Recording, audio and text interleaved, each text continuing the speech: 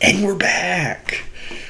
Welcome to College 3.0. We resurrected the College 30-something series. And I just completed my first semester of courses since summer, not last summer, but summer before last, summer of 2020.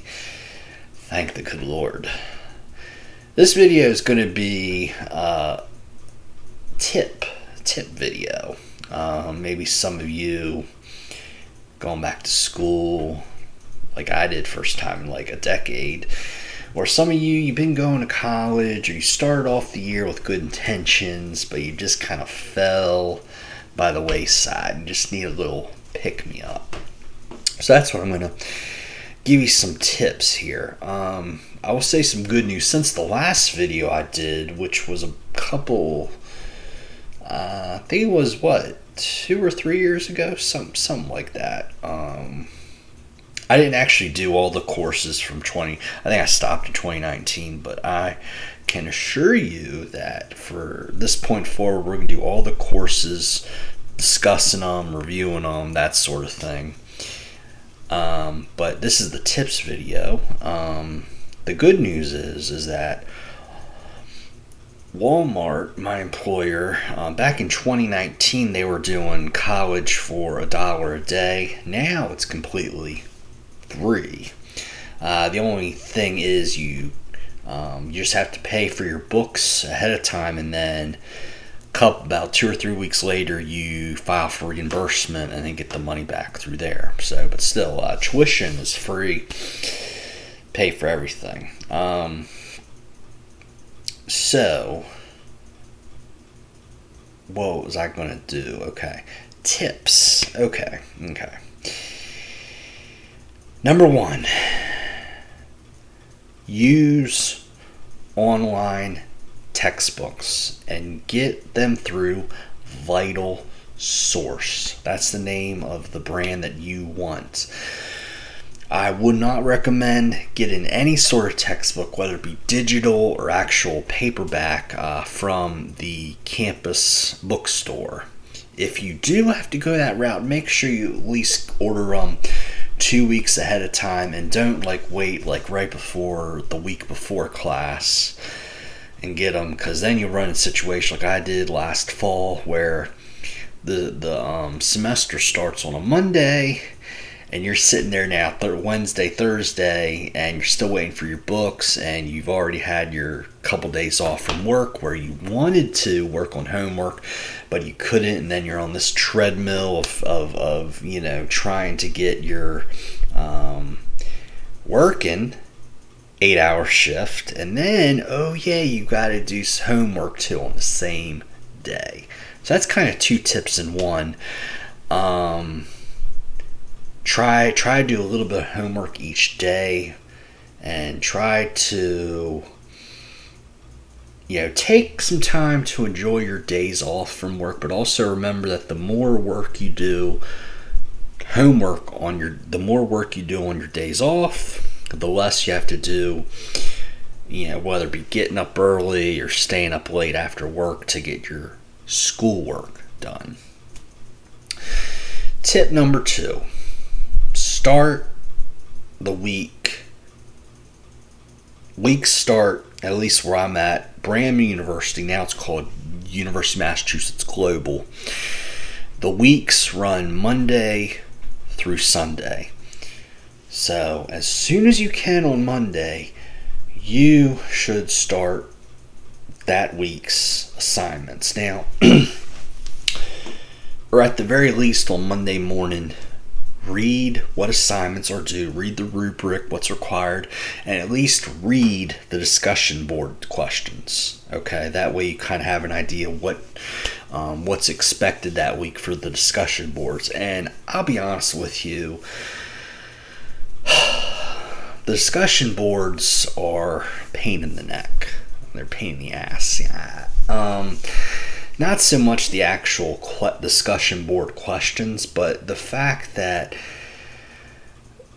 pretty much every single professor wants your discussion board work done by Wednesday evening at 11:55.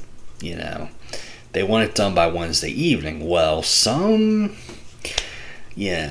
people, they work Monday, Tuesday, Wednesday. So that you really have to budget your time. So some people, they just can't they need like a week to do it, not 3 days.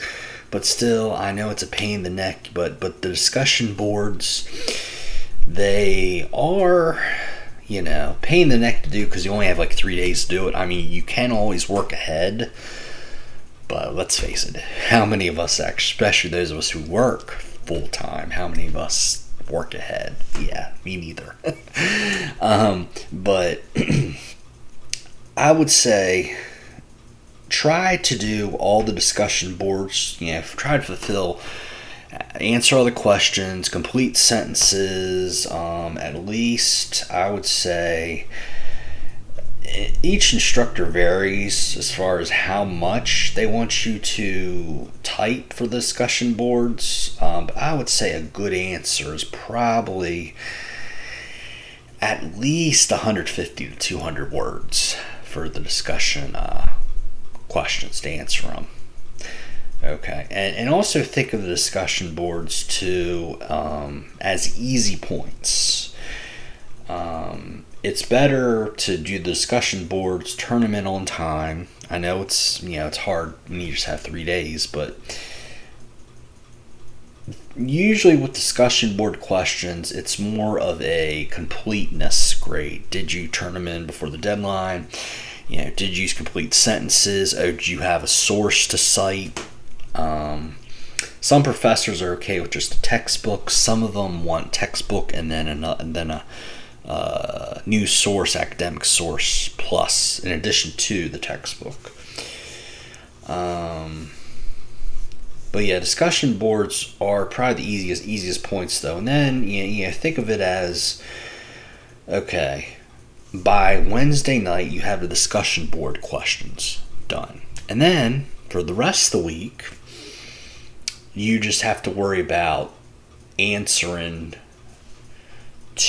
replying to two of your fellow classmates' discussion posts.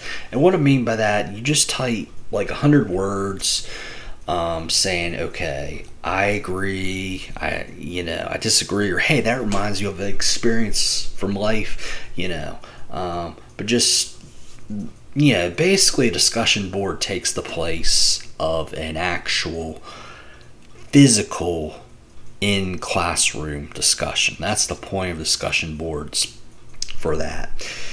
But yeah, if you get the discussion board questions done by Wednesday, then all you have to worry about Thursday, Friday, Saturday, Sunday is respond to. Doesn't take very long to do the responses to your classmates. Now, some weeks though, you're going to also have an assignment to do. Usually, 3 to 5 page paper. Most classes you just have, maybe you'll have a paper. Okay, these are 8-week classes. So you might have a paper due in week 2, 4, 6, 8. Or you might have just papers due in weeks 3, week 5, and then one in week 8, like 2 or 3 papers for that. Okay, and the final tip that I'll talk to you about is if you're a working adult, right, and if you have other